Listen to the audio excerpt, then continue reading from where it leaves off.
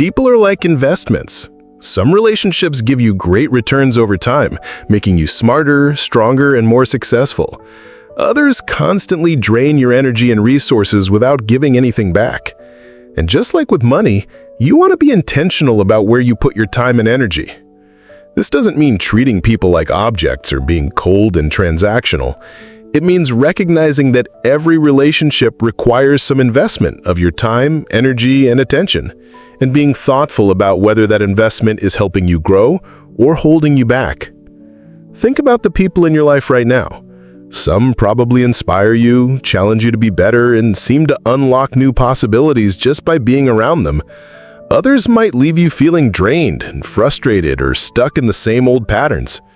The difference between these two types of people can dramatically impact the direction of your life.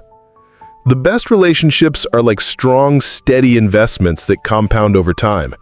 These are the people who push you to think bigger, expose you to new ideas, and help you see opportunities you might have missed. They might be mentors who've walked the path you want to walk, colleagues who are brilliant at what they do, or friends who have an infectious drive to grow and improve. When you spend time with these people, you come away feeling energized and inspired. You learn something new, gain a fresh perspective, or get motivated to take action on something important. These relationships work both ways. You're not just taking from these people, you're also contributing value to their lives. Maybe you bring a different perspective, useful skills, or just genuine enthusiasm and support. The best professional and personal relationships are built on this kind of mutual value creation, where everyone involved gets stronger by being part of the group. What's particularly powerful about these relationships is how they expand your world. A great mentor doesn't just give you advice. They introduce you to their network, recommend you for opportunities, and help you avoid mistakes they made. A sharp colleague doesn't just do good work alongside you, they challenge your thinking and help you develop new skills. These relationships often pay dividends for years or even decades. On the flip side, there are relationships that consistently drain more than they give. We all know people like this. They're usually the ones who are always complaining but never taking action to improve their situation. They might be constantly asking for help but never offering any in return.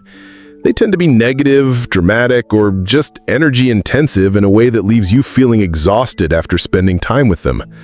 The tricky thing about these relationships is that they often start with good intentions. Maybe you want to help someone who's struggling, or you feel obligated to maintain a relationship because of history or family connections.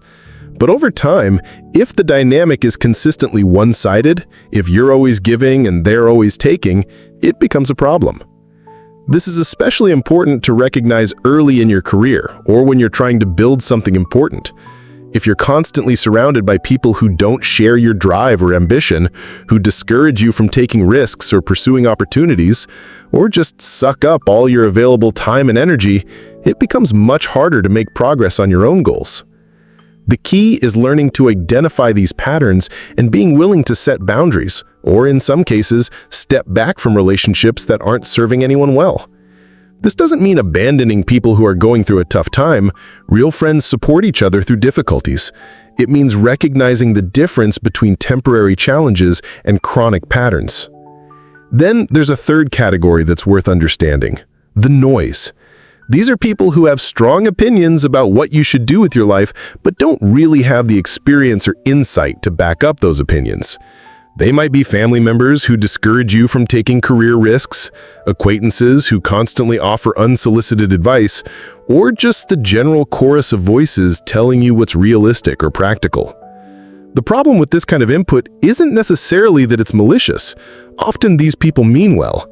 The problem is that it can be incredibly distracting and confidence undermining, especially when you're trying to make important decisions or pursue ambitious goals. If you listen to every person who has an opinion about your choices, you'll end up paralyzed or pulled in too many directions.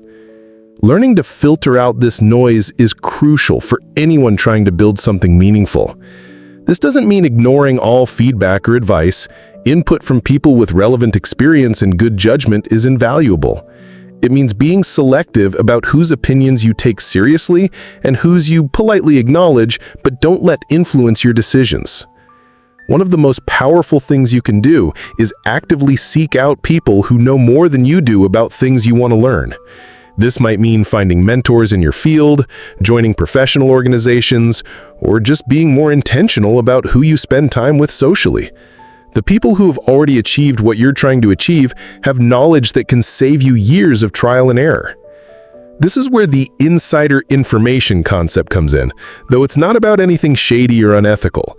It's about recognizing that successful people often have insights, strategies, and perspectives that aren't widely known or shared.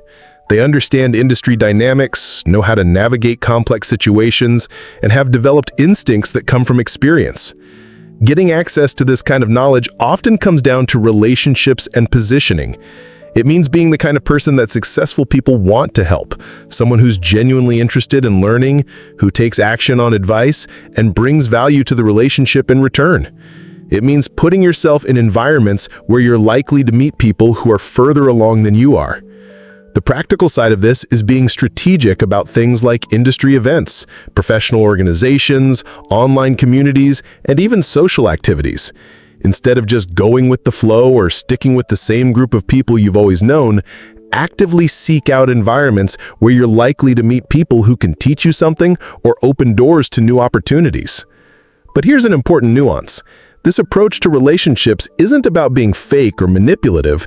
The most successful relationship builders are genuinely interested in other people and authentically helpful. They're not just trying to extract value, they're looking for ways to create mutual benefit. The best networkers are often the most generous people, always looking for ways to connect others or share opportunities. The key is being intentional rather than passive about relationships. Instead of just accepting whatever social circle you happen to fall into, think about what kinds of people would help you grow and what kinds of value you can offer in return.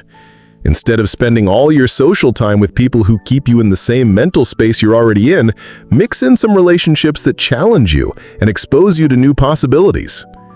This might mean being more selective about how you spend your free time, or it might mean being more proactive about reaching out to people you admire. It definitely means being honest about which relationships are helping you become the person you want to be and which ones are keeping you stuck. None of this means you should only maintain relationships that directly benefit your career or goals. Close friendships, family relationships, and connections based purely on enjoyment and shared interests are all important parts of a full life. But it does mean being conscious about the overall mix of relationships in your life and making sure you're not accidentally surrounding yourself with influences that work against your growth and success. The people you spend the most time with have an enormous impact on your mindset, your opportunities, and ultimately your outcomes. Choose them wisely.